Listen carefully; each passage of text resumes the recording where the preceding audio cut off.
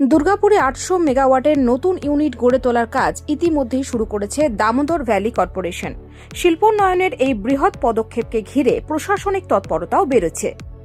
দুর্গাপুরের মহকুমা শাসকের দপ্তরে বুধবার সন্ধ্যায় গুরুত্বপূর্ণ প্রশাসনিক বৈঠক হয়। উপস্থিত ছিলেন সাংসদ কীর্তি আজাদ, জেলা শাসক এস পুন্নাম্বালাম, মহকুমা শাসক সুমন বিশ্বাস, ডিভিসির প্রকল্প অধিকর্তা সুকুমার সাহা, নগর নিগমের কমিশনার আবুল কালাম আজাদ ইসলাম এবং ডিভিসির senior general manager Amit Modi সহ একাধিক প্রশাসনিক আধিকারিক।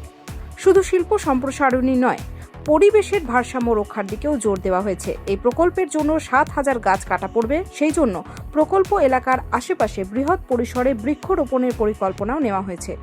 উন্নয়ন ও পরিবেশ দুইয়ের সমন্বয় ঘটিয়েই এগোতে চাইছে প্রশাসন। ডিভিসির নতুন ইউনিট করতে রাজ্য সরকারের পূর্ণ সহযোগিতা রয়েছে বলে জানিয়েছেন সাংসদ কীর্তি আজাদ। ডিভিসির প্রকল্প অধিকর্তা সুকুমার সাহা বলেন, এত বড় প্রকল্প করার জন্য ৭,০০০ গাছ কাটা যাবে, ১,০০০ গাছ প্রতিস্থাপন করা হবে, এছাড়া ৩৫,০০০ গাছ রোপণ করা হয়েছে।